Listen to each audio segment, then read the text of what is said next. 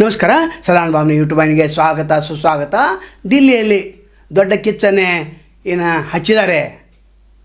ಅದು ಆರ್ತಾ ಇಲ್ಲ, ಯುವ ಜನರ ಬೇಡಿಕೆ ಈಡೇರಿಸ್ತಾ ಇಲ್ಲ.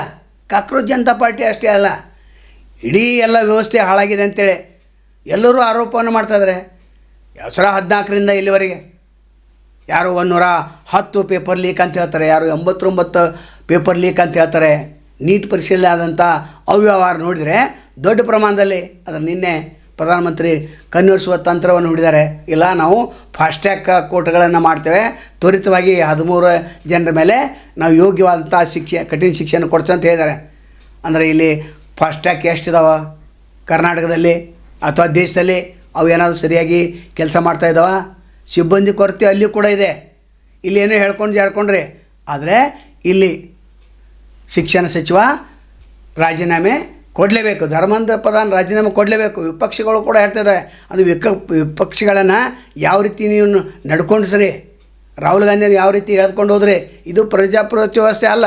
ಅವ್ರ ಬೇಡಿಕೆಯನ್ನು ಧರ್ಮೇಂದ್ರ ಪ್ರಧಾನ್ ರಾಜೀನಾಮೆ ಕೊಡಬೇಕು. 20 ವಿದ್ಯಾರ್ಥಿಗಳೇನು ನೀಟ್ ಪರೀಕ್ಷೆ ವಿಷಯದಲ್ಲಿ ಆತ್ಮಹತ್ಯೆ ಮಾಡ್ಕೊಂಡು ಅವರಿಗೆ 1 ಕೋಟಿ ರೂಪಾಯಿ ಕೊಡಬೇಕು. ಮತ್ತು ಏನು ಮೊನ್ನೆ ಸೋಮವಾರ ದಿವಸ ಏನು ಗಲಾಟೆ ಆಯ್ತು, ಅಲ್ಲಿ ಆ FIRಗಳನ್ನು ರದ್ದು ಮಾಡಬೇಕು ಅಂತೇಳಿ ಇನ್ನು ಅಣ್ಣಾ ಹಜಾರೆ ಅವರು ಕೂಡ 2 ಗಂಟೆಯ ಮೌನವನ್ನು ತಾಳಿ ಅವರು ಕೂಡ ಬೆಂಬಲವನ್ನು ವ್ಯಕ್ತಪಡಿಸಿದ್ದಾರೆ. ಚಿತ್ರನಟರು, ದೊಡ್ಡ ದೊಡ್ಡ ಚಿತ್ರನಟರು ಹೊರಗೆ ಬರ್ತಾಯಿದ್ದಾರೆ. ನಿನ್ನೆ ಇವತ್ತು ಭಾರತ ದೇಶ ತುಂಬ ಎಲ್ಲ ಕರೆ ಕೊಟ್ಟಿದ್ದಾರೆ. ಯುವಕರ ಕರೆ ಅಲ್ಲಿದು, ಈ ವ್ಯವಸ್ಥೆಯ ವಿರುದ್ಧ ಕರೆ ಅದು. ಎಲ್ಲರೂ ಭಾಗವಹಿಸ್ತಾ ಇದ್ದಾರೆ. ಪ್ರತಿ ರಾಜ್ಯದಲ್ಲಿ ಕಿಚ್ಚು ಹರಡ್ತಾ ಇದೆ. ನಿನ್ನೆ ಬೆಳಗಾವಿಯಲ್ಲಿ ಕೂಡ ದೊಡ್ಡ ಪ್ರಮಾಣದಲ್ಲಿ ವಿದ್ಯಾರ್ಥಿಗಳು ಹೋರಾಟ ಮಾಡಿದರು. ಪ್ರಧಾನಮಂತ್ರಿ ಇನ್ನೂ ಕೂಡ ಎಚ್ಚೆತ್ತುಕೊಂಡಿಲ್ಲ. ಯಾರೋ ವಿರೋಧ ಪಕ್ಷಗಳು ಎತ್ತಿ ಕಟ್ತಾ ಇದ್ದ ಅಂತ ಸುಳ್ಳು ಆರೋಪವನ್ನು ಹೇಳ್ತಾಯಿದ್ದಾರೆ. ಏನು ಅವರು ವಿರೋಧ ಪಕ್ಷದವರು, ಅವರು ಕರ್ನಾಟಕದ ಬಗ್ಗೆ ಏನು ಪ್ರಶ್ನೆಗಳನ್ನು ಎತ್ತಾರೆ. ಪ್ರಹ್ಲಾದ್ ಜೋಶಿ ಅಂತವರು ಅಂದರೆ ಯಾರು ಪ್ರಶ್ನೆ ಮಾಡಬೇಕಾಯ್ತು ಅವ್ರು ಪ್ರಶ್ನೆಯನ್ನು ಮಾಡ್ತಾಯಿಲ್ಲ.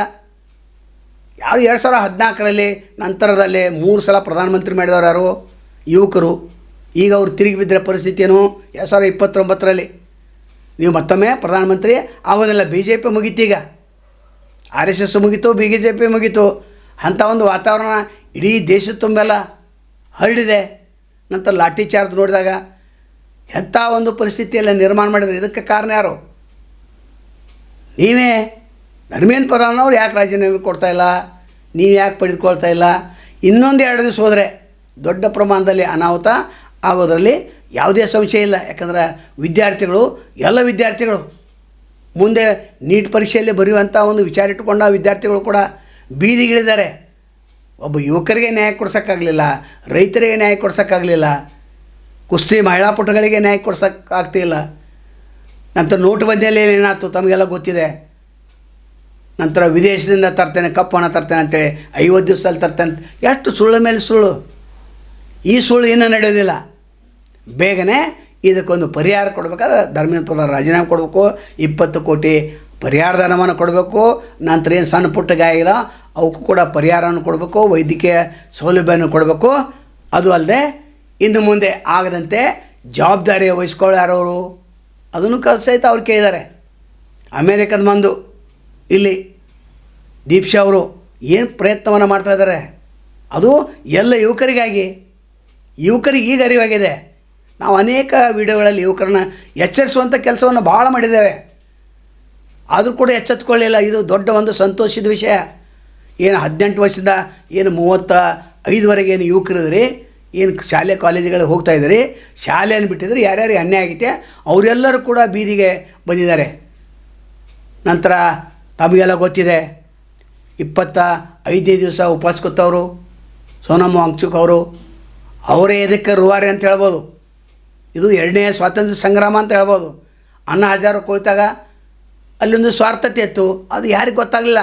ನಂತರ ಆಮ್ ಆದ್ಮಿ ಪಾರ್ಟಿ ಕೆಲವೊಂದು ಜನರಿಗೆ ಗೊತ್ತಾಯಿತು ಇದು BJP ತಂತ್ರಗಾರಿಕೆ ಅಂತ, RSS ಅವ್ರ ತಂತ್ರಗಾರಿಕೆ ಅಂತ. ಸರ್ಕಾರನ ಹೊರಟು ಹೋಯ್ತು. ಈಗ ಈ ಯುವಕರ ಒಂದು ಹೋರಾಟದಿಂದ 2029 ಸರ್ಕಾರ ಹೊರಟು ಹೋಗ್ತಿದೆ. ಬೇಗನೆ ನ್ಯಾಯ ಸಿಗಬೇಕಂತ ನಾವು ಕೇಳ್ಕೊತೇವೆ.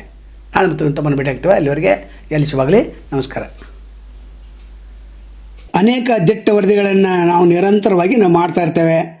ಆದರೆ ಯಾರಿಗೂ ಸಹಾಯ ಮಾಡಬೇಕಂತ ಅನಿಸ್ತೈತೆ.